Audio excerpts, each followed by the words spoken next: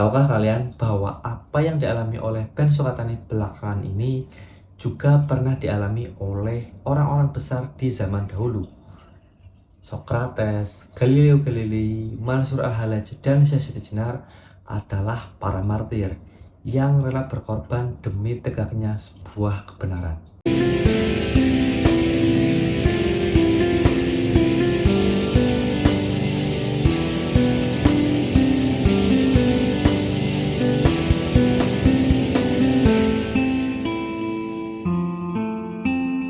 Kebenaran adalah kesesuaian antara informasi yang ada atau pengetahuan dengan objek yang didefinisikan dalam informasi tersebut.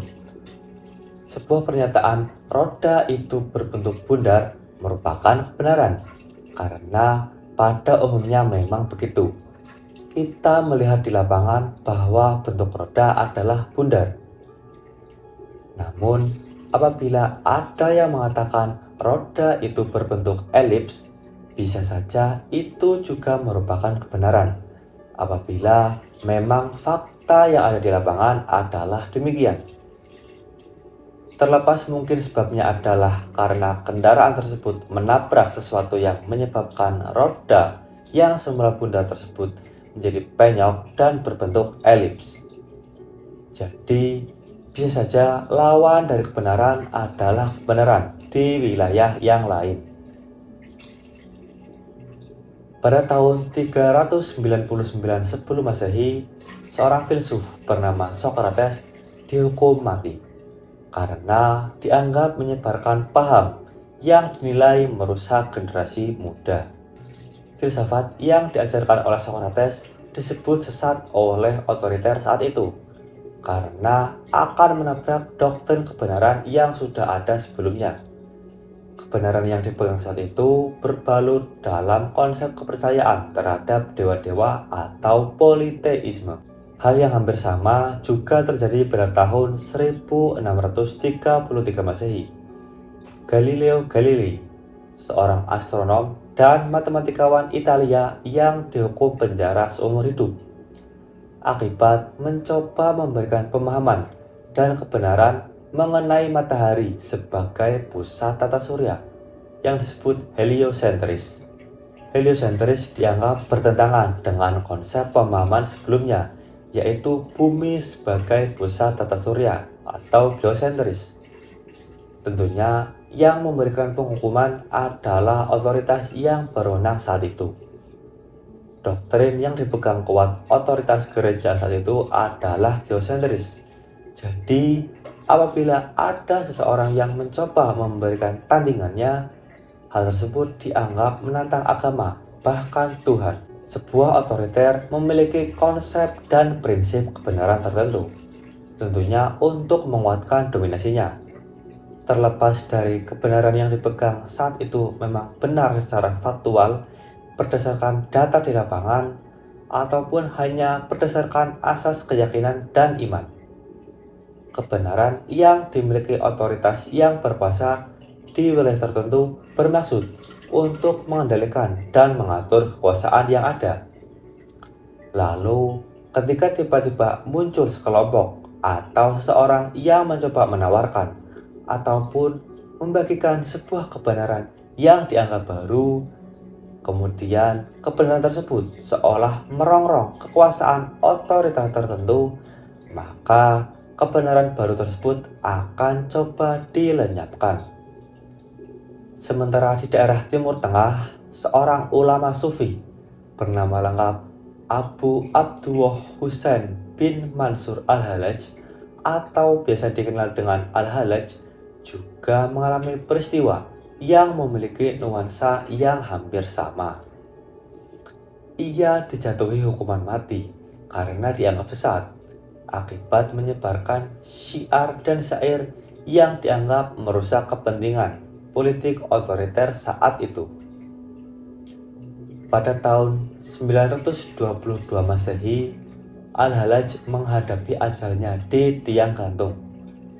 Dieksekusi oleh para penguasa dengan dalih membela Tuhan dan agama. Bahkan di Indonesia pun kisah hampir serupa juga terjadi.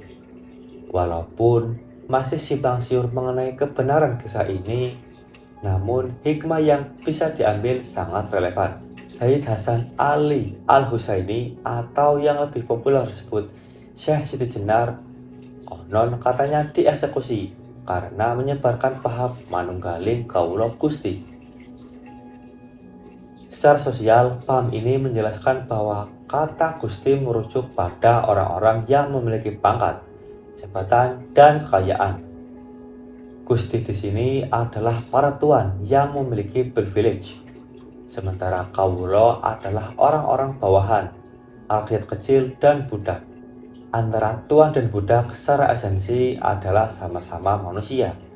Jadi, tidak bisalah seorang yang dianggap tuan seenaknya memerintah. Justru keduanya harus saling bahu-membahu dan melengkapi. Semangat ajaran inilah yang coba dipadamkan oleh otoriter saat itu. Dengan motif yang hampir sama dengan Al-Hallaj bahwa Syekh Siti Jenar itu sesat, bid'ah, dan mengajarkan sesuatu yang tidak sesuai dengan paham yang sudah ada. Terlepas dari yang dilakukan orang-orang tersebut memang sesuai kebenaran ataupun bukan, Socrates, Galileo, Al-Hallaj, dan Syekh Siti Jenar mencoba memberikan update mengenai sebuah kebenaran. Mereka memberikan informasi dan pemahaman yang lebih fresh dan relevan dengan kemajuan zaman. Walaupun dalam perjalanannya memang sangat terjal, karena sangat bertentangan dengan kepentingan politik dan otoriter saat itu. Namun, kebenaran akan tetap mencari jalan keluar dengan sendirinya. Seperti yang dikatakan Arthur Schopenhauer, sebuah kebenaran harus melewati 3 tahapan: ditertawakan, ditentang habis-habisan, dan diterima. Untuk melewati tahap diterima itulah kebenaran akan ditentang habis-habisan. Bahkan mereka yang mencoba menyampaikannya mungkin akan dilenyapkan. Beberapa puluh tahun lalu masih teringat dalam ingatan kita siapa saja mereka yang akhirnya hilang saat mencoba memberikan suaranya, saat mereka mencoba mengungkap kebenaran yang ada. Begitupun saat ini yang terjadi pada band Sukatani. Mereka mencoba memberikan kebenaran, membukakan realitas yang ada di lapangan. Namun apa yang terjadi? Semangat mencoba mengungkapkan realitas atau kebenaran coba dipadamkan oleh pihak-pihak yang dianggap memiliki otoriter. Namun kebenaran akan menemukan jalannya tersendiri untuk diungkapkan. Semoga bermanfaat. Salam.